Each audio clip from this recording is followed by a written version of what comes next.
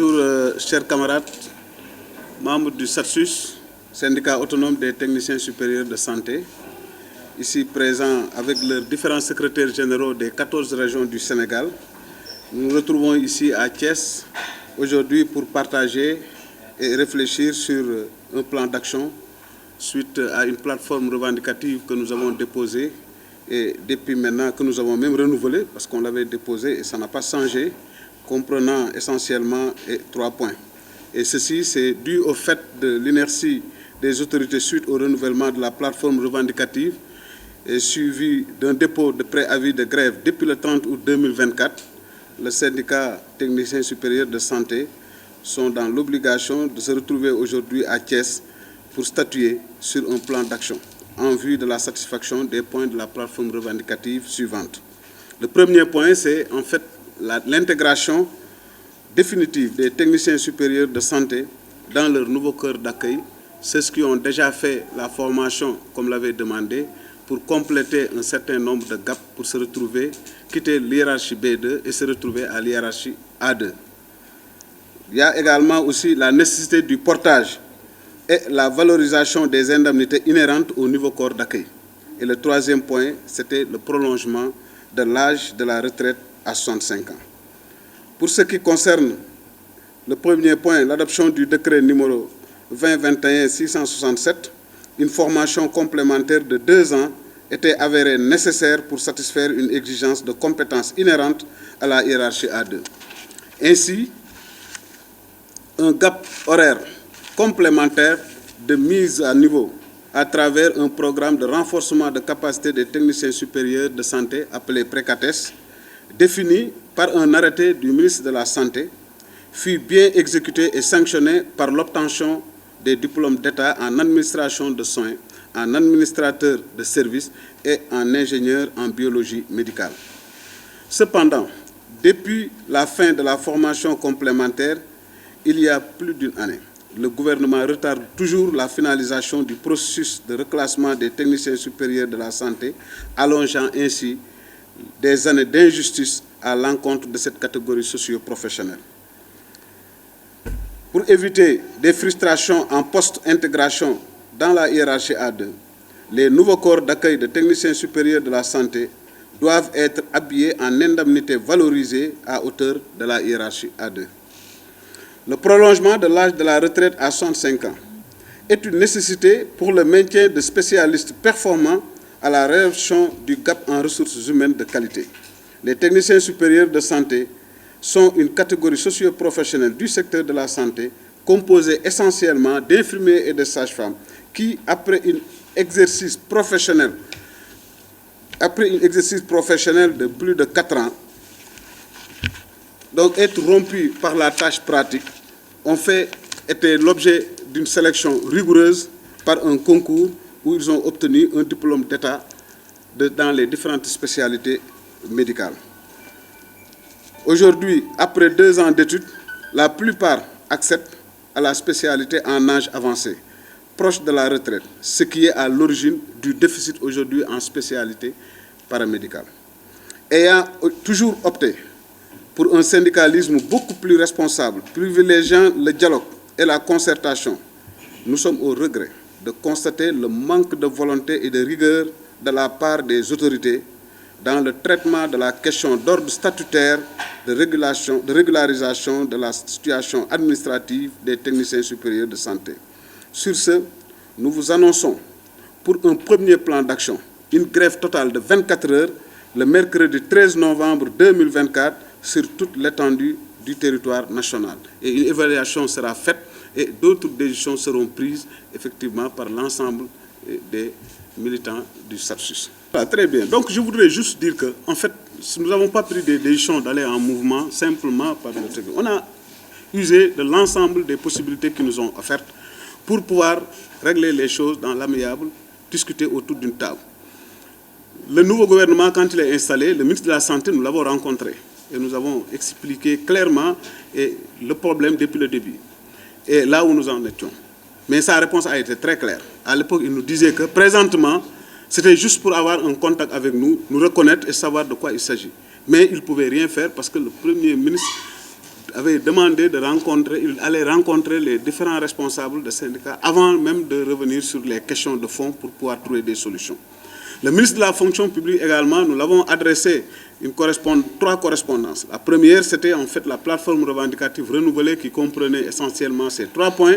L'intégration des techniciens supérieurs ayant obtenu leur diplôme de précatesse dans le corps d'accueil qui existe déjà ou certains sont déjà même logés. Le deuxième point, l'âge de la retraite à 65 ans, parce qu'aujourd'hui, ça fait déficit les spécialistes en soins. Et là, le troisième élément, c'était en fait le portage des indemnités, mais également aussi leur revalorisation par rapport à ce nouveau statut de A2. Malheureusement, il y a eu des réponses. Le ministre de la Santé nous a aussi également, après la correspondance que nous avons adressée à la fonction publique, nous l'avons ampliée à son niveau et nous l'avons ampliée également au Premier ministre. Malheureusement, le ministre de la Santé, en fait, a juste manifesté qu'il a reçu, mais il n'a rien fait. Jusque-là, on ne s'est pas rencontré. Il avait dit que prochainement, on allait se rencontrer, ça fait plus d'1 mois. Le ministre de la fonction publique, pire, a également reçu les 3 correspondances, la plateforme revendicative, le préavis de grève, mais également aussi la demande de rencontre qu'on l'avait adressée. Il n'a pas honoré la demande de rencontre. Il nous a tout simplement dit qu'il a vu effectivement le préavis et il a vu. Maintenant, nous sommes à plus de 1 mois après le dépôt du préavis de grève. Donc, nous avons attendu encore 1 mois après le délai de 1 mois. Et aujourd'hui, je pense que la seule chose que nous avons eue comme réponse, on l'a eue avec la primature, parce qu'une correspondance adressée au Premier ministre nous a permis de rencontrer son conseiller technique en matière de santé, qui nous a promis, et pas promis, mais au fait, qui a fait des correspondances au ministre de la fonction publique comme au ministère de la Santé, et qu'aujourd'hui, la seule réponse qu'il puisse nous donner, le processus est en cours. Et là, c'est ce qu'on nous a dit depuis toujours. Donc, ce n'est pas suffisant à notre niveau. Ce que nous comptons faire, c'est très clair, ce que la loi nous permet. Nous avons déposé un préavis, nous avons attendu le temps nécessaire pour discuter et dialoguer. Personne n'a voulu discuter et dialoguer. Maintenant, nous, ce qu'il nous reste à faire, c'est de dresser, et d'ailleurs, c'est la raison pour laquelle nous nous sommes retrouvés ici. L'ensemble des sous-sections, des secrétaires généraux des 14 régions sont ici présents et nous préparons aujourd'hui des actions nettes. Et d'ailleurs, la première action se situe le 13 de ce mois-ci, mercredi le 13 novembre 2024, nous allons faire une première grève d'avertissement de 24 heures de grève totale. On n'assure ni urgence, rien du tout. On demande à tous les camarades de respecter rigoureusement le mot d'ordre. Et maintenant, on évaluera et voir. Et encore, vous rappelez simplement que le statut reste toujours ouvert et a toujours privilégié le dialogue et la réflexion globale pour la résolution de l'ensemble des problèmes. Mais malheureusement, c'est comme nous sommes face à un mur sourd qui ne peut pas bouger, qui ne veut rien faire. Et donc, nous aussi, nous prenons ce que la loi nous permet de faire. Donc, vous intéressez les autorités, bien sûr, principalement les 2 ministères qui impactent sur ce reclassement. Il s'agit du ministère de la Santé qui doit accompagner, plaider et expliquer par celui qui nous a demandé de faire la formation. Nous avons fait la formation, il nous a donné les diplômes. On a fait la correspondance pour une demande de reclassement. Donc, il est concerné. L'autre, c'est maintenant la fonction publique qui emploie tout le monde et qui a sur sa table une demande de reclassement dont il était un des instigateurs. Parce que c'est lui qui avait dit, avec la fonction publique et le ministère de la Santé, à travers leur comité technique, ils sont réfléchis plusieurs jours, plusieurs temps pour sortir un papier qui les justifiait. Et à l'arrivée, il y avait un décret, il y avait un arrêté du ministère de la Santé qui stipulait la nécessité de formation à travers ce programme de renforcement des techniciens supérieurs de santé appelé Précates. Et à la sortie, après 2 ans, il y a un diplôme d'État dont nous disposons nous tous et que les correspondances ont été faites et déposées sur la table du ministre de la fonction publique. Rien n'a été fait, rien n'a été discuté et on ne nous appelle même pas en négociation. Mais je ne dis, mais c'est pire que manque de volonté, parce que volonté, au moins, là, au moins, tu as entamé quelque chose et tu manques de volonté, mais là, c'est pire. Là, c'est je m'en fous, en quelque sorte, c'est je m'en fous. Vous allez en grève, c'est mercredi. Oui. Quelle serait, en tout cas, la suite si vous parlez?